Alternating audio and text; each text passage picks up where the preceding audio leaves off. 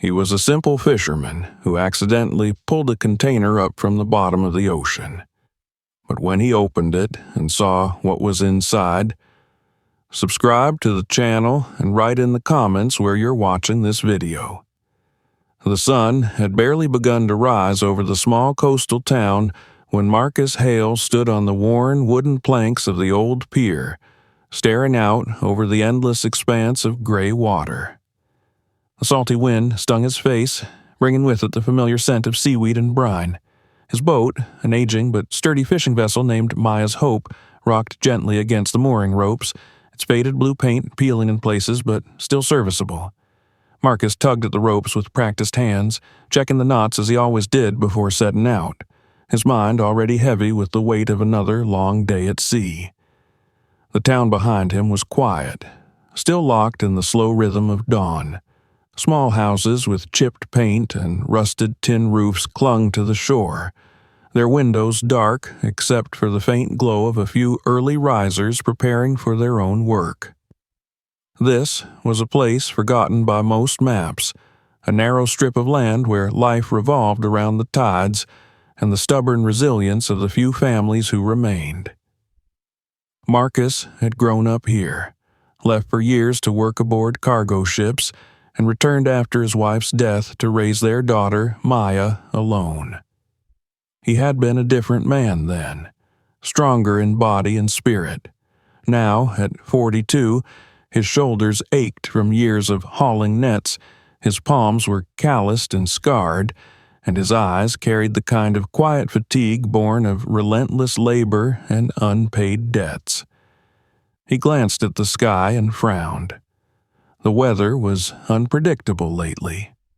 The radio forecast he'd heard the night before had warned of unsettled conditions offshore, but he didn't have the luxury of waiting for calmer seas.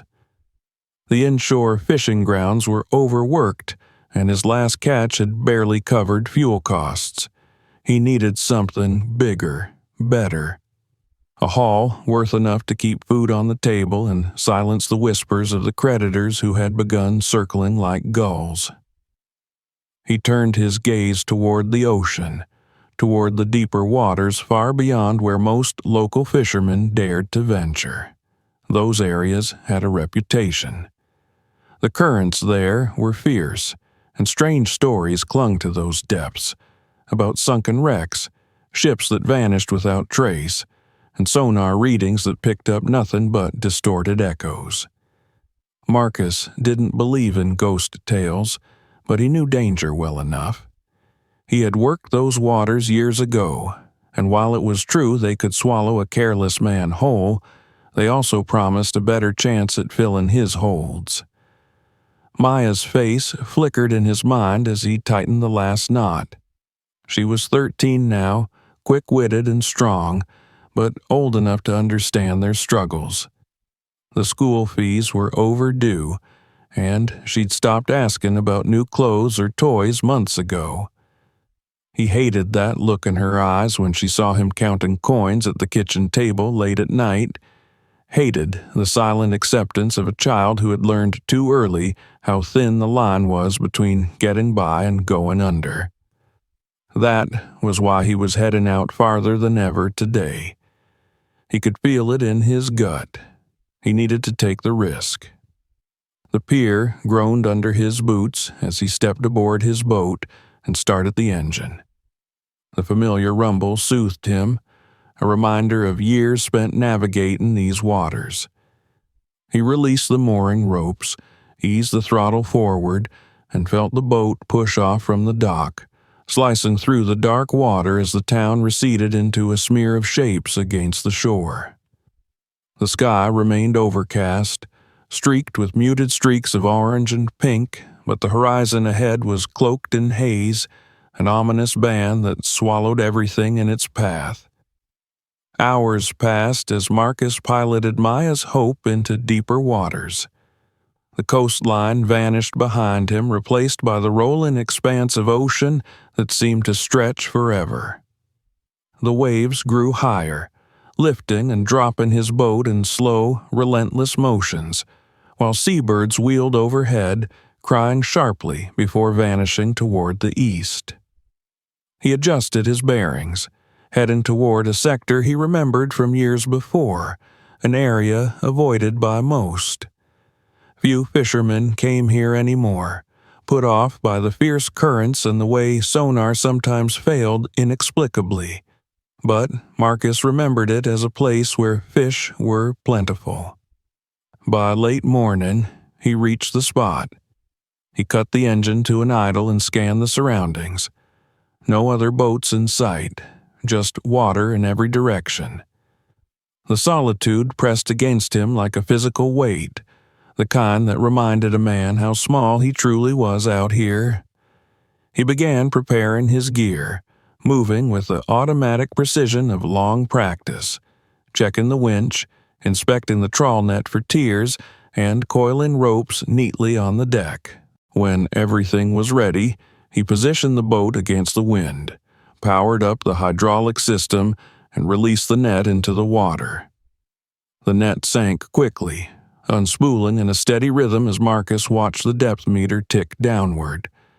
50 feet, 100, 200, down into the darker layers of the sea where the light barely reached. When the line stopped feeding out, he locked it and set the winch to hold. Now came the waiting. Marcus leaned against the rail, staring at the restless surface. The sea had always been a living thing in his mind, unpredictable and temperamental, beautiful one moment and lethal the next. Hours drifted by. His stomach growled, but he ignored it, instead scanning for signs of a catch. The boat rocked steadily, the soft creak of wood and the distant crash of waves the only sounds around him. It wasn't until mid-afternoon that the winch shuddered violently. Marcus startled, straightening as the steel cable groaned under sudden tension. The boat, jerked sideways, dragged slightly off its heading. His first thought was that he'd hooked a large school, maybe a heavy cluster of tuna or something snagged along the seabed. He reached for the controls, easing the hydraulic lever to reel in slowly. The winch strained, the drum turning sluggishly, protesting every inch. Then came another lurch, harder this time. The bow dipped dangerously before leveling again, and Marcus felt the cold spike of adrenaline flood his chest. He killed the throttle, steadied his feet against the tilting deck, and eyed the straining cable. This was no ordinary haul. It felt as though he'd hooked the seabed itself. He tried reversing the boat slightly, hoping to loosen the snag, but the tension only deepened. The engine growled, resisting the pull. Sweat beaded on his brow as he throttled back again, fingers gripping the winch controls tighter. He considered cutting the line. Losing the net was better than capsizing. But then, with a slow and eerie groan, the cable shifted. Inch by inch, whatever lay below began to rise. Marcus peered over the side, heart pounding, and saw the first flash of metal break the surface far below, dark and slick with seawater. As more of it emerged, his breath caught. This wasn't debris. It wasn't part of a wreck or fishing refuse. It was smooth, geometric, unmistakably manufactured. By the time the shape cleared the water enough to see, Marcus was staring at the unmistakable corner of a massive shipping container. Its sides were intact, its paint barely faded, and strange markings lined its surface, symbols he didn't recognize, nothing like the usual stenciled company names he'd seen on cargo docks. The realization hit him like a wave. How had something like this ended up at such a depth? More importantly, how had it remained untouched for so long? His hands tightened on the controls. Whatever this was, it wasn't normal salvage. It was heavier than anything he'd ever pulled, but curiosity sank its hooks deep into him. He adjusted the winch, locked the gears, and resolved to bring it up fully. The boat groaned under the strain, the waves slapping harder now as clouds thickened overhead. Marcus worked methodically, sweating as he stabilized the vessel, secured additional lines, and prepared the old buoyancy pontoons he kept for hauling oversized catches. Every muscle in his body burned as he battled the sea and the stubborn weight at the end of his line. Hours passed. The horizon darkened. Finally, after an agonizing stretch of time, the container broke free from the depths completely, glistening in the dim light like some sunken relic reborn. Marcus stared at it, drenched and exhausted, while the ocean heaved and sighed beneath him. He didn't know it yet, but this discovery would change everything. The container loomed behind Marcus's boat like a dark monolith, lashed tightly to the buoyancy pontoons he had struggled to rig around it. Every swell threatened to wrench it free, and the cables groaned like living things under the strain. The sky above had dulled to a leaden gray, and the once gentle chop of the sea now rose in sharp, rolling waves that slapped against the hull. The storm Marcus had feared all morning seemed to be drawing closer, its winds licking at the edges of his small world, urging him to hurry. His arms ached from hours of labor, but he didn't dare ease his grip on the controls. Each adjustment required precision. A misstep, and the load could shift or snap free entirely. The old winch squealed in protest, and he cursed softly under his breath, coaxing the engine forward in short bursts. Maya's hope was never built for such a task, and Marcus knew it. Still, the stubborn part of him refused to abandon what he had fought so hard to bring up from the deep. He had stared too long at that unnatural shape to turn back now. The sight of it unsettled him even as it fascinated him. The container was unlike any he had ever seen. Its metal walls bore no rust, no barnacles, no signs of the sea's usual conquest over sunken things. Water streamed down its sides in thin rivulets, but beneath it the surface gleamed faintly, as if it had been preserved in some impossible way. The markings across its panels were not in any language Marcus recognized. No shipping codes, no familiar stenciled letters from the cargo lines he had once worked for. Just stark geometric symbols that seemed somehow deliberate, etched deep into the steel. He kept his eyes on it as he guided his boat steadily back toward shore. The strain was relentless. Twice, waves smacked against the starboard side hard enough to send icy spray over him, soaking through his jacket. His hands were numb from gripping the throttle and controls, but he pressed on. He thought of Maya at home, likely sitting at the kitchen table with her school books, waiting for him to return. This thing, whatever it was, felt like the kind of find that could change their fortunes. Even if it wasn't valuable, someone would pay for information about it. As the shoreline finally came into view, Marcus let out a breath he hadn't realized he was holding. The familiar sight of the dock and the cluster of weathered buildings was like an anchor pulling him back to safety. The storm front chased him, its clouds now an ominous wall on the horizon, but he was close enough to make it. With careful maneuvers, he eased the boat towards the sheltered cove near his mooring, fighting the wind until he was finally able to slip into the calmer waters by the pier. He secured the container to a pair of old floating pontoons he'd tethered near the dock for temporary storage, then tied the boat fast. For a long moment, he simply stood there on the deck, breathing hard, staring at the massive thing bobbing gently beside him. In the muted light of early evening, it looked even more unnatural. No seaweed clung to it. No damage marred its corners despite what must have been years beneath crushing pressure. It was intact, sealed perfectly shut and utterly silent. Marcus climbed onto the dock, his boots clattering against the wood.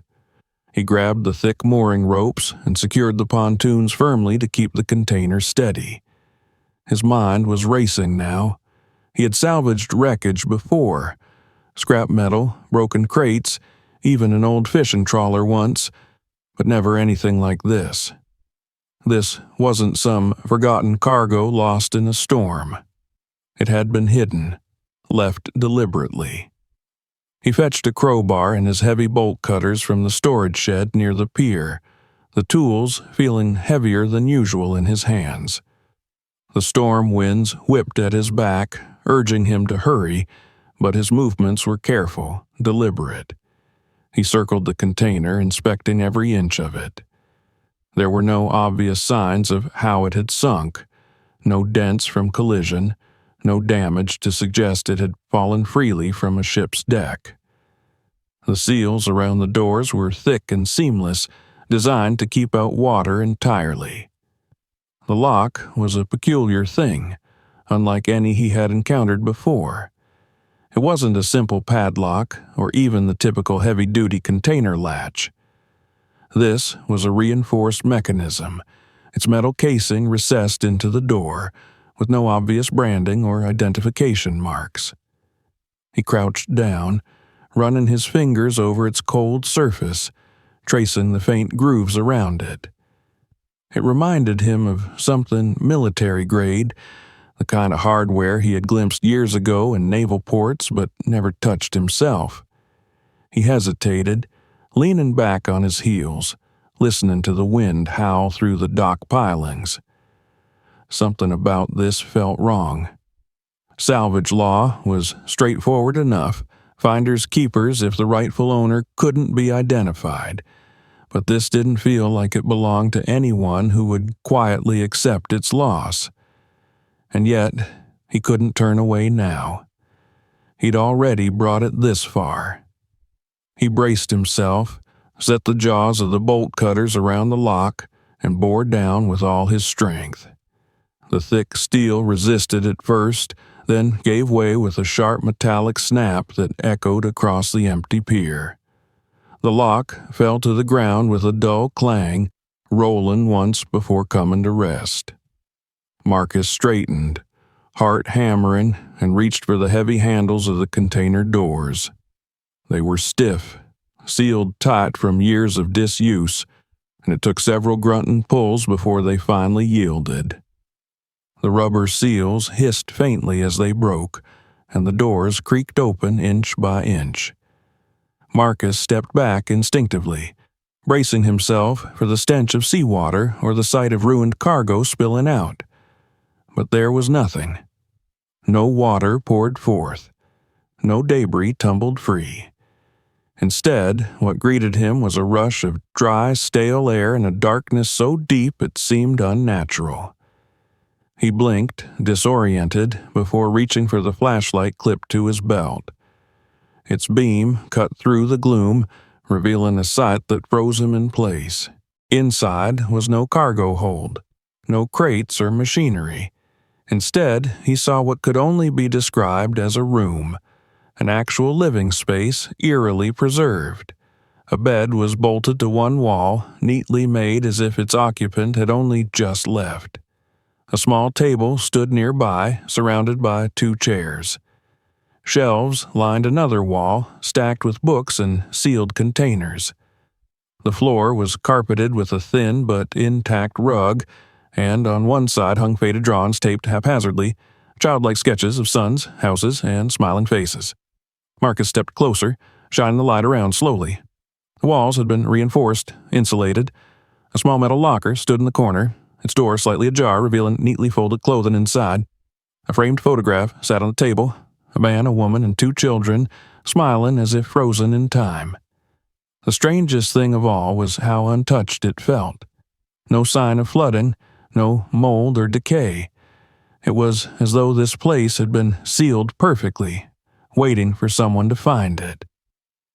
Marcus swallowed hard, his throat dry. His fingers trembled slightly as he reached out, brushing the edge of the table. The wood was smooth beneath his fingertips, dry as bone. It was impossible. Containers didn't stay like this at the bottom of the ocean. They didn't hold entire furnished rooms. He backed out slowly, the wind outside howling louder now. Night was falling fast, and the first drops of rain spattered against the pier. He pulled the doors closed again, securing them with a length of chain for the night. His flashlight beam flickered briefly, and he glanced once more at the massive object looming beside the dock, the shadows clinging to it like something alive. As he trudged back toward his house through the growing storm, Marcus couldn't shake the feeling that he had uncovered something that was never meant to see the light of day.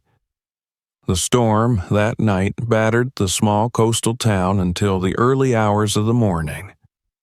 Rain lashed against the windows of Marcus's modest house, and the wind howled like a living thing, rattling the walls and shaking the loose shingles on the roof.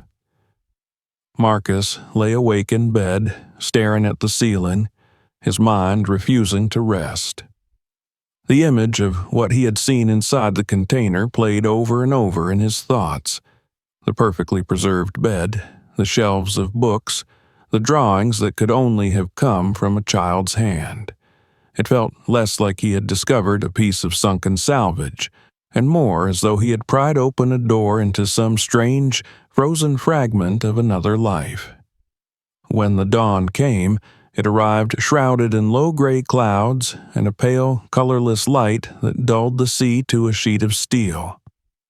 Marcus rose early, his body heavy with fatigue but his mind restless. He made coffee in silence, staring out the window towards the distant pier, where the container sat tethered to its pontoons, dark and silent against the shifting tide. The storm had passed, leaving the world hushed in its wake, but he could not shake the feeling that something had changed, as if the very air held its breath. Maya stirred in the small bedroom across the hall, but Marcus left her undisturbed. He scribbled a quick note for her on the kitchen table. Back by noon, stay inside, do homework, and pulled on his heavy boots and jacket.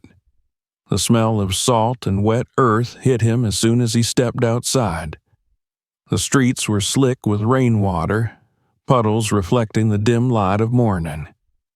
He walked briskly toward the pier, each step carrying him closer to the thing that had haunted his dreams through the night. The container looked the same as it had the evening before, and its angular silhouette stark against the muted backdrop of the shore. Marcus climbed down to the dock, the wood damp and slippery beneath his boots, and paused for a moment to study it in the light of day. The symbols etched across its surface were clearer now, though still indecipherable. Sharp lines and intersecting curves unlike any language he recognized. He felt a shiver crawl along his spine, though the air was still and windless. He approached the doors, unfastened the chain he had wound hastily the previous night, and pulled them open once more. The hinges creaked faintly in protest, but the seals held their strange integrity, releasing only a faint, dry gust of air as they parted. Marcus stepped inside cautiously, his flashlight beam sweeping across the interior, though the pale morning light now filtered in behind him. Everything was just as he had left it, undisturbed, impossibly untouched. He crossed the threshold fully this time, his boots thudding softly on the carpeted floor. The sensation was eerie, walking into what felt like someone's home, preserved in perfect stillness at the bottom of the sea. He began examining the space more closely. The bed was neatly made, a thin blanket pulled taut and tucked in with a precision that spoke of habit. On the table beside it sat a small metal cup, a spoon, and a closed book with its cover worn smooth. He picked it up and thumbed through the pages. It was written in English, though the print was old-fashioned, a collection of short stories yellowed with age. Beneath it lay another book, this one in a language he didn't recognize, the letters curling in ornate shapes.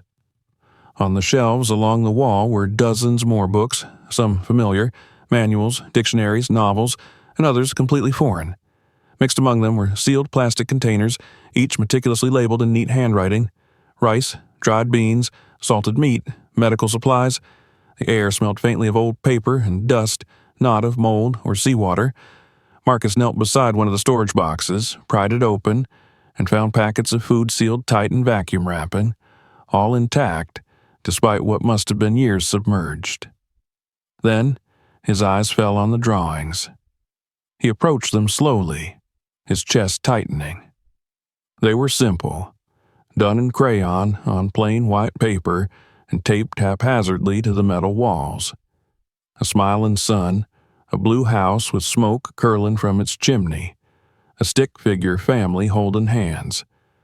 One of the figures, a tall man with broad shoulders, was drawn with extra care.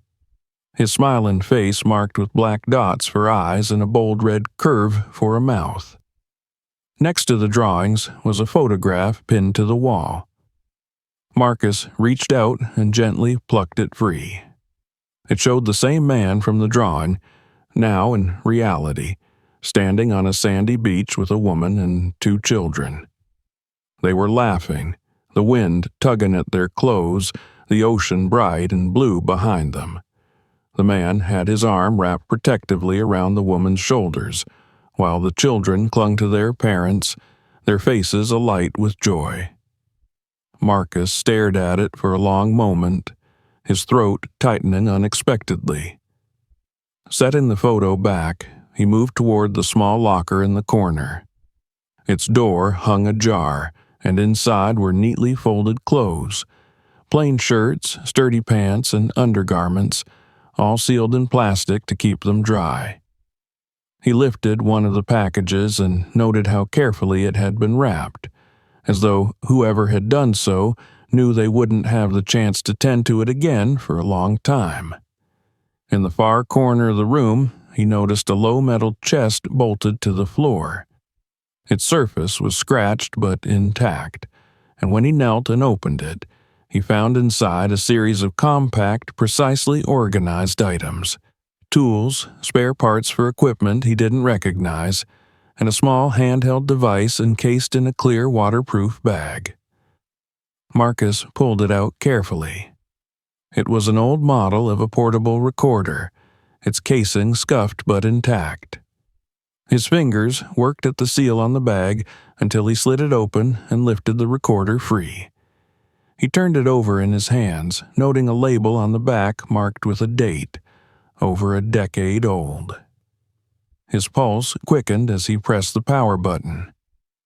To his astonishment, the device flickered to life, its screen glowing dimly. A single audio file blinked in the display. Marcus hesitated only briefly before pressing play.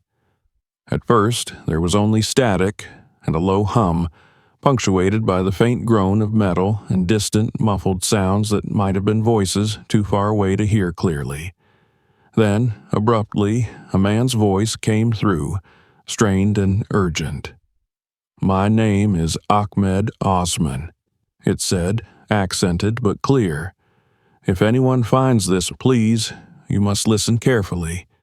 We don't have much time." Marcus froze, gripping the recorder tightly. The voice continued rapid and panicked. "We were promised safety, passage, but it was a lie. They brought us aboard and locked us in these containers. We worked under guard, no daylight, no freedom. Some of us have been here for years." A pause, followed by a sound like someone moving in the background. "If you are hearing this, I am gone, or I will be soon. They threw my container overboard to silence me."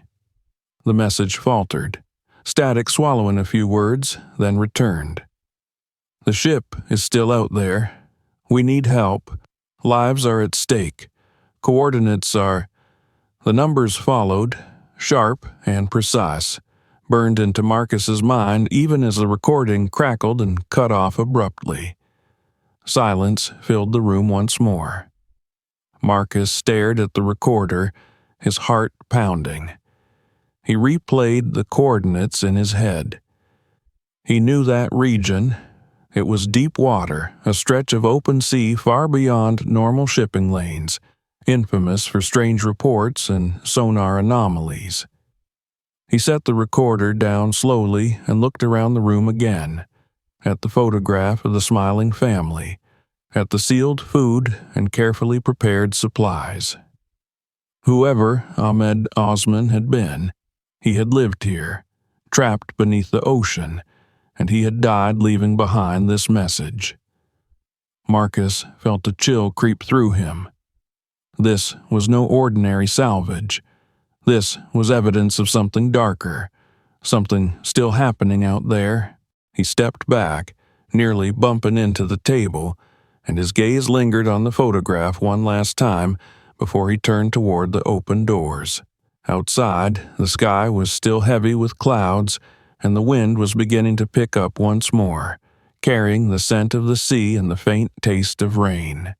He knew what he had to do. He would go to those coordinates. He had to see for himself what was out there, even if it meant sailing farther from shore than he ever had before. Whatever this was, it wasn't over, and he could no longer ignore the feeling that he was already entangled in it, caught in something far bigger than himself.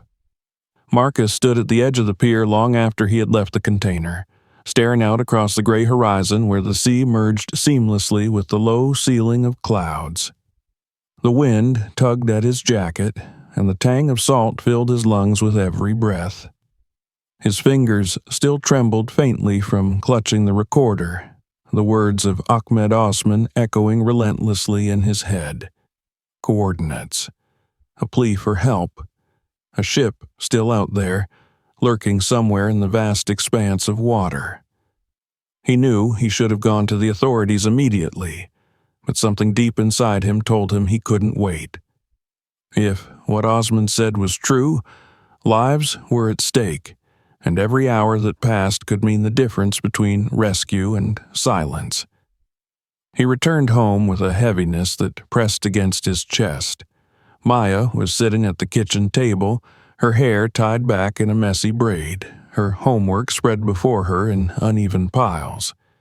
She looked up as he came in, her expression curious but guarded, as if she could sense the storm still churning inside him. Marcus forced a smile for her sake, said nothing of what he had found, and busied himself with making her breakfast. His movements were mechanical, his mind elsewhere.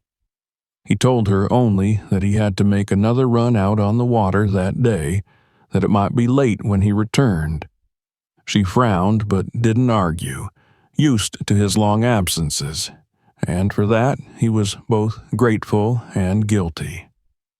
After dropping her off with a neighbor who sometimes watched her when he was at sea, Marcus returned to the pier. The morning tide was rising, lapping steadily at the posts, and the container sat motionless, chained where he had left it, a dark sentinel on the water. He cast it a glance but didn't linger. His focus now was on preparing Maya's hope for the longest journey it had taken in years. He checked the fuel drums, topping them off from his reserves, and loaded extra supplies: water, food, flares, and a spare fuel canister. He worked quickly, moving with the grim determination of someone who had already made up his mind. The sea was calm as he set out, but Marcus knew it wouldn't stay that way forever. He steered his boat steadily into open water, guided by the GPS coordinates he had programmed in from Osman's recording. The hum of the engine was steady beneath his feet, its vibrations running up through his legs and into his bones. He kept glancing back toward the shoreline, watching it recede into nothing more than a faint line, until even that vanished. Soon there was only water in every direction, an endless, shifting desert of steel-gray waves and sky. Time blurred into itself as he pushed farther out. Hours passed. The clouds shifted, dimming the sunlight, and the wind picked up slightly, rippling across the surface of the water. Marcus felt the isolation more acutely with every mile he put between himself and the land. Out here, there was no room for error. The sea was indifferent to men like him, and if something went wrong, there would be no one to hear his calls for help. He gripped the wheel tighter, his jaw set. The coordinates drew closer with each passing minute. When, at last, the GPS signaled that he was approaching the location, Marcus eased back on the throttle and scanned the horizon. For a long while, he saw nothing but empty water. His stomach tightened, unease settling in his gut. Perhaps it had been a fool's errand after all. Perhaps whatever Osmond had spoken of was long gone. Then he saw it. At first, it was no more than a faint smudge against the horizon, almost blending with the haze. As he drew nearer, the shape sharpened into the outline of a massive vessel sitting unnaturally still on the water. Its hull was dark, streaked with rust, and its towering cranes loomed above the deck like skeletal arms frozen mid-motion. No flags flew from its masts, and there was no sign of movement on its decks, though Marcus's instincts told him the ship was far from abandoned. He cut the engine to a low idle and drifted closer, heart pounding. Through his binoculars, he studied the ship in greater detail. The name painted along its bow had been crudely obscured, as if someone had taken great pains to erase its identity. The portholes were black, unlit, and there was a strange stillness to the whole vessel, as though it had been left in the middle of the ocean to rot, yet remain inexplicably functional. Marcus hesitated. Every rational part of him screamed to turn back, to report this to the authorities and let them handle it. But another part, the stubborn, restless part, compelled him forward. He adjusted course and crept nearer, the low rumble of his engine swallowed by the vastness of the sea. Then movement. From behind the ship's lumen hull, two smaller boats appeared, swift and sleek, their engines roaring to life as they cut through the water toward him. They were darkly painted, with no markings or flags, and their speed was alarming. Marcus's heart lurched. They were coming directly for him. He spun the wheel hard, slamming the throttle forward. Maya's hope surged ahead, its engine groaning under the sudden strain. Behind him, the two boats gave chase, their bows slicing through the waves, leaving foaming wakes in their path. Marcus glanced back over his shoulder, gripping the wheel with white-knuckled hands as adrenaline surged through him. The sea was rougher now, wind rising as if in response to the chaos unfolding.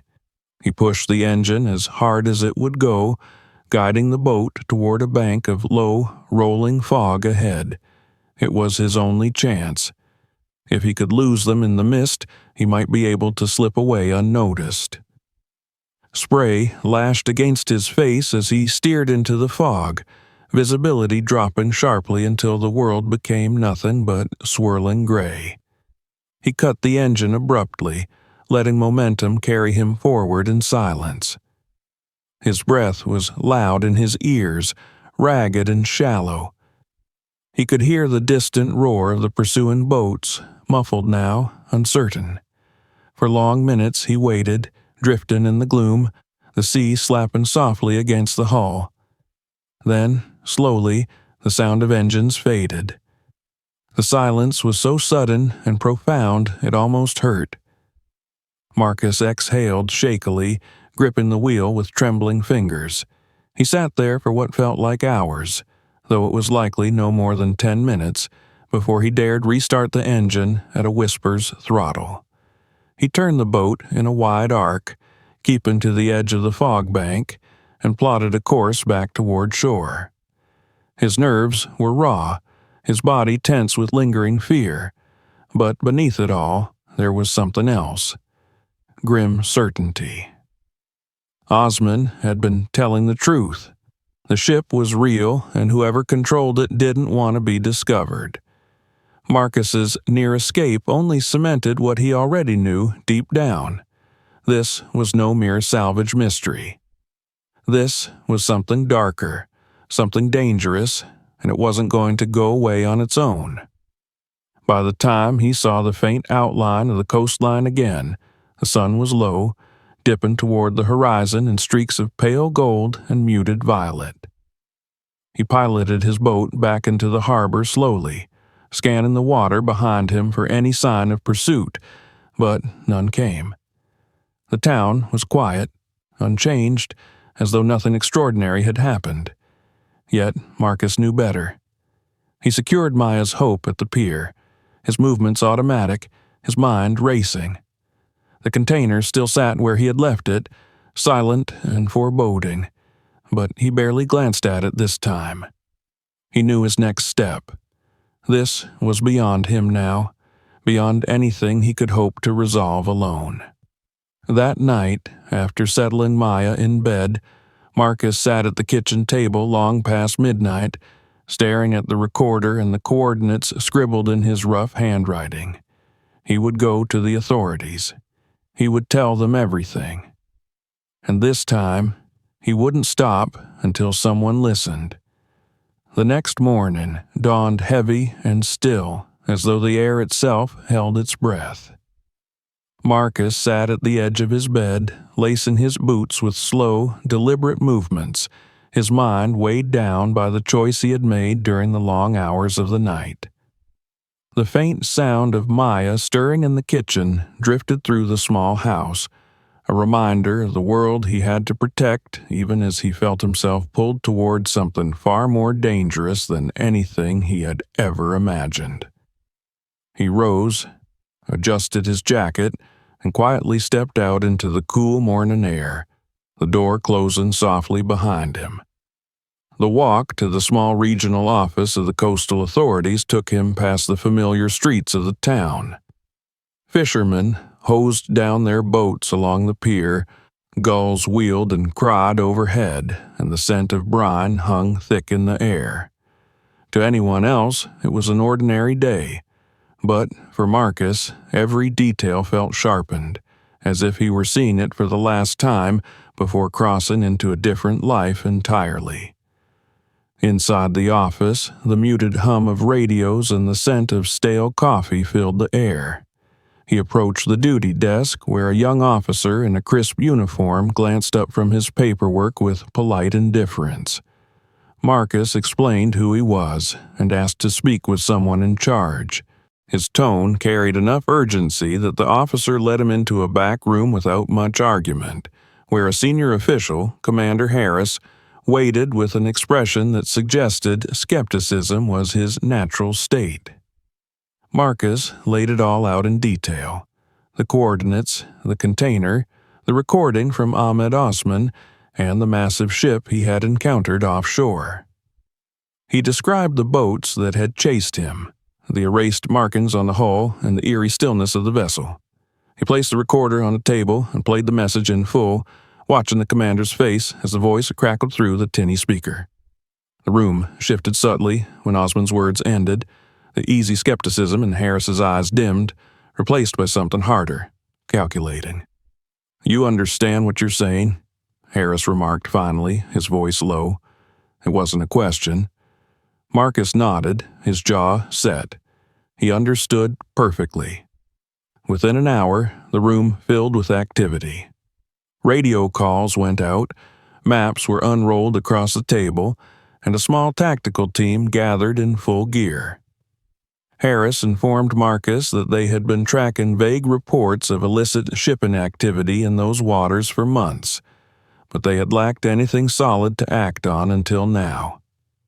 His account, and the evidence in that recorder, was the missing piece.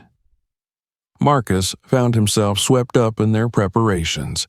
He wasn't ordered to join, but when Harris asked if he could guide them to the exact location of the ship, Marcus agreed without hesitation. He felt responsible for what he had uncovered, and though a part of him trembled at the thought of returning, he could not bring himself to turn away.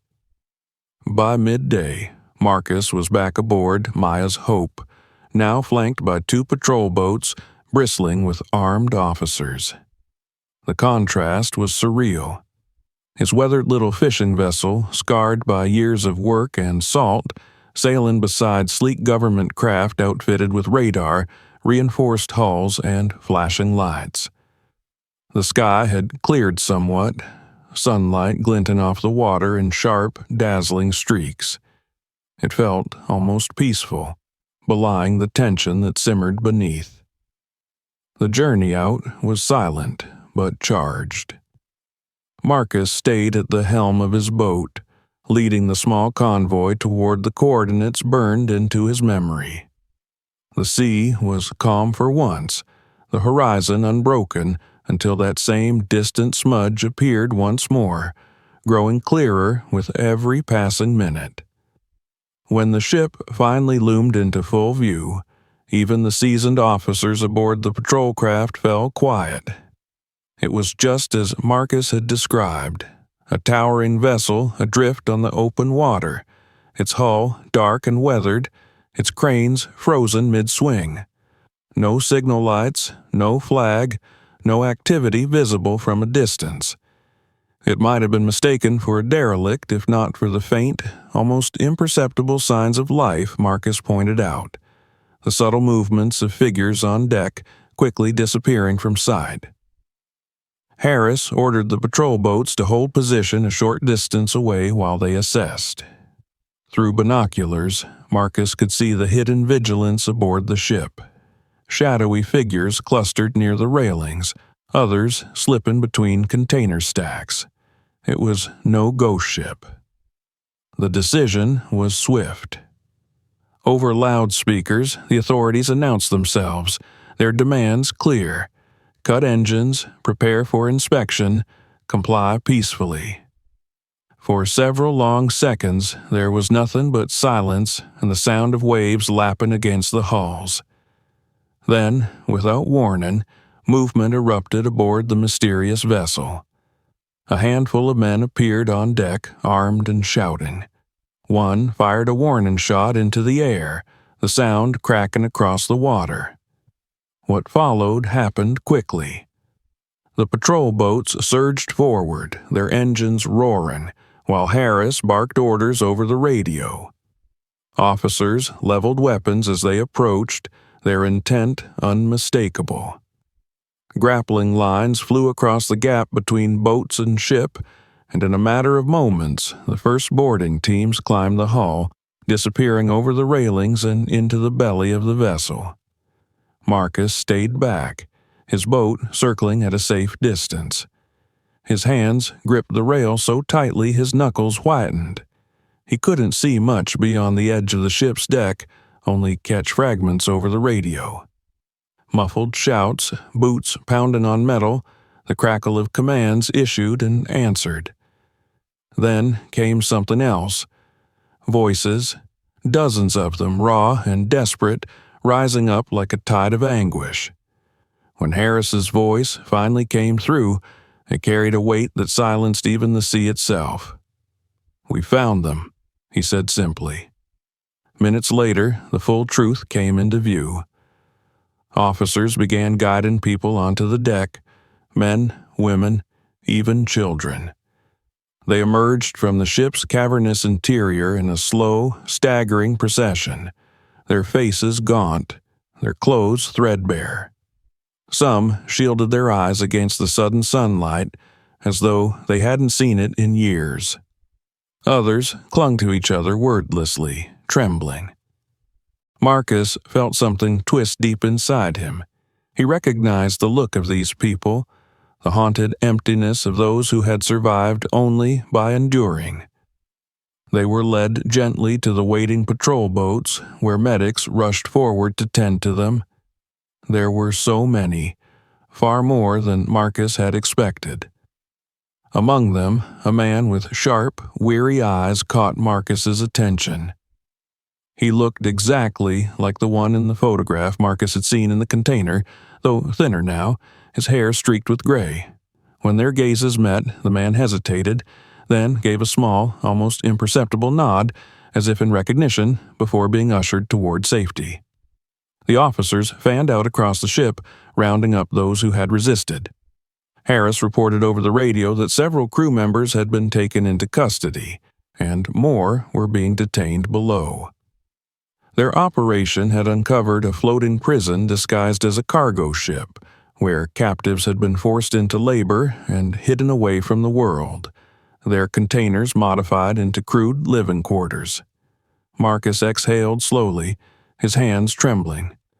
The sea around them felt different now, not empty, but alive with the hum of voices, engines, and the sharp crackle of radios. It was over, or at least this part of it was. As the last of the freed captives were transferred to the patrol boats, Harris approached Marcus aboard one of the launches. His face was grim but resolute. "You did the right thing," he told him. "Without you, we might never have found this." Marcus nodded mutely, his gaze drifting toward the ship one last time. Its dark hull seemed less imposing now, stripped of its secrecy.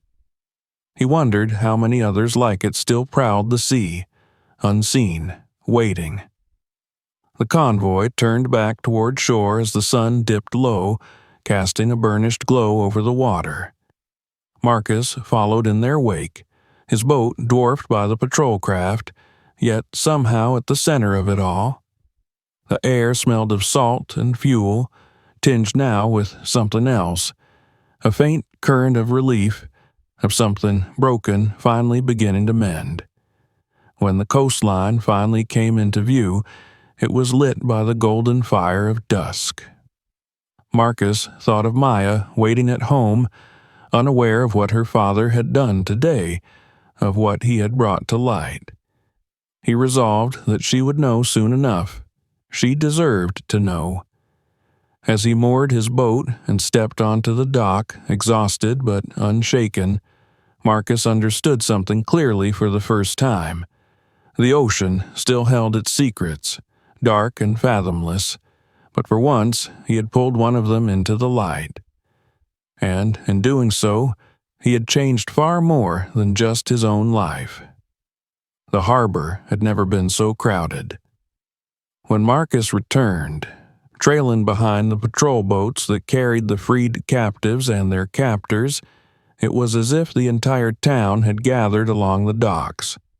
Word had spread faster than the tide, and curious faces pressed close, voices rising in confusion and astonishment. Children perched on their fathers' shoulders for a better view, while fishermen and townsfolk murmured among themselves, pointing at the strange procession of vessels moving into port. The late sun dipped low, staining the water a deep copper as the first patrol boat docked and officers began disembarking their passengers. Marcus lingered near his own boat, gripping the railing tightly as he watched the first of the rescued men and women step onto solid ground. Their movements were slow and hesitant, as if each of them half expected the planks beneath their feet to vanish. Medics rushed forward, wrapping blankets around shivering shoulders, guiding them toward makeshift tents hastily erected along the pier.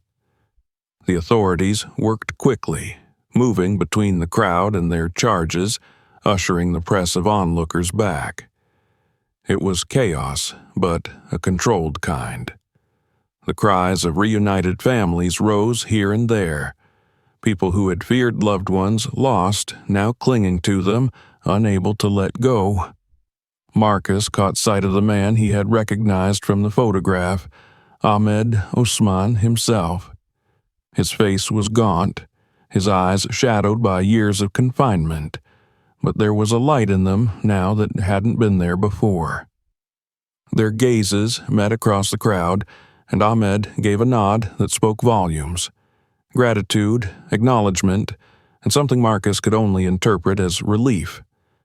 The officers moved the captives indoors, where food, clothing, and temporary cots awaited. News crews soon arrived, their cameras flashing, their microphones darting toward anyone in uniform or anyone who looked like they knew something. Marcus stayed on the fringes, silent and unnoticed, just as he preferred, He wasn't there to be seen or thanked. He was there because he needed to understand what he had helped uncover. Commander Harris approached him eventually, his stride purposeful, his face weary but resolute. He clapped Marcus on the shoulder and gestured for him to walk with him away from the throng. They moved toward the quieter end of the pier, where only the gulls and the distant crash of waves filled the air. "What we found," Harris began, his voice low and steady, "was worse than any of us imagined. That ship was a floating prison run by a network we've been chasing for years. Human trafficking, forced labor, people stolen from their homes and vanished without a trace." He paused, glancing at Marcus. "Your container, the one you brought up, was from that very ship. They must have disposed of it to silence Osman, and if you hadn't found it—" His voice trailed off, heavy with unspoken consequences. Marcus stared out at the horizon, his jaw tight. He had known it was bad, but hearing it laid out so plainly carved a deeper weight in his chest. Harris went on, explaining that the captured crew would be interrogated, that international agencies were already mobilizing to track down others in the same operation. "You've given us the lead we needed," Harris said. "It's going to take time, but we'll dismantle every last piece of this." By the time Marcus returned home that evening, the sun had vanished completely, and the town lay under a canopy of stars. His body ached from exhaustion, and his mind felt raw, as if scraped clean by the sheer magnitude of what had unfolded. Maya was waiting at the kitchen table, her chin propped in her hands, a book forgotten in front of her. When he stepped inside, she jumped up, flinging her arms around him with a force that nearly knocked the wind out of him. "You were gone forever," she said into his chest, her voice trembling slightly. "I know," Marcus murmured, holding her tightly. He breathed in the scent of her hair, grounding himself in that moment, in her presence.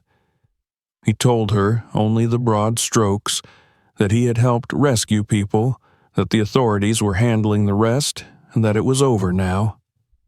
She studied his face with wide eyes, but she didn't press for more. For that, he was grateful. Some things were too heavy for her world just yet. Over the following days, the story exploded.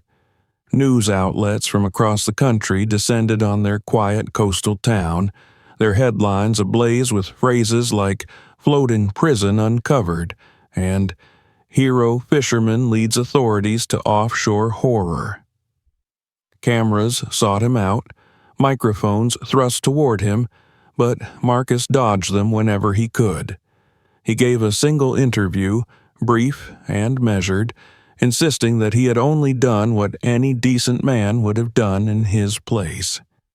He watched from a distance as the rescued men, women, and children were given medical care and new clothing. Many were transferred to shelters in the city, while international aid groups worked to arrange their return to their home countries. Some had been missing for years. Their stories filtered out in fragments, stolen from ports and distant lands, promised work or refuge, and instead locked away in steel boxes aboard a ship that never truly docked. Ahmed Osman sought Marcus out before he left. They stood by the pier, the salty wind whipping at their jackets. Ahmed was thinner than in his photograph, his face weathered and lined, but he carried himself with quiet strength. "I thought I would die in that container," Ahmed said softly, his accent coloring every word. "When they threw it overboard, I thought it was the end. I never imagined anyone would find it, let alone bring it back." His eyes met Marcus's, steady and unwavering. "You didn't just save us. You gave us back our voices." Marcus didn't know what to say.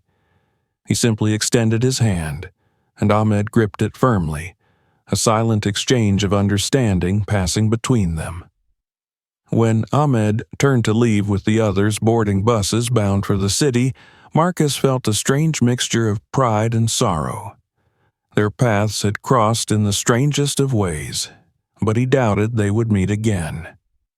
The authorities kept their word. Over the next weeks, arrests rippled outward like waves spreading from a stone cast into deep water. Names appeared in the news.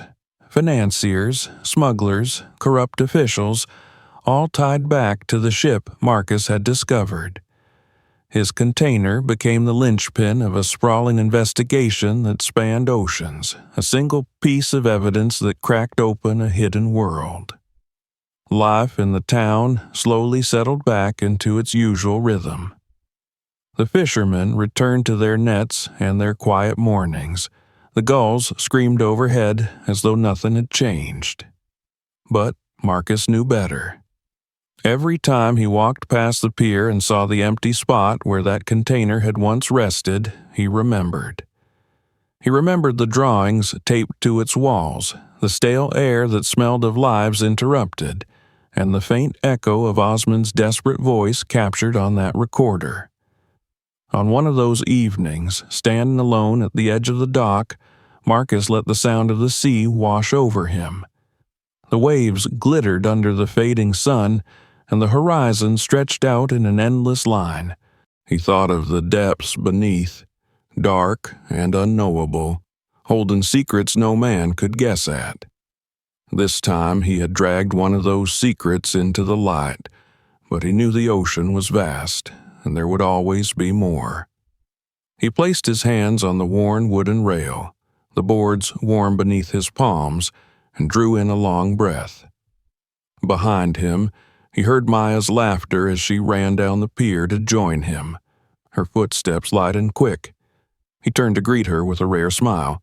For now, at least, it was enough. The sea would keep its mysteries, but Marcus Hale had reclaimed something he hadn't felt in years, a sense of purpose. As he stood there with his daughter at his side, watching the horizon burn gold one last time before nightfall, he knew that whatever came next he would face it as he always had, head-on, unflinching, with the quiet resolve of a man who understood both the dangers and the rewards hidden in the deep. Don't forget to subscribe to the channel so you won't miss our next stories. Check out our other videos for more incredible tales you'll love. And if this story moved you, share it with your friends so they can experience it too.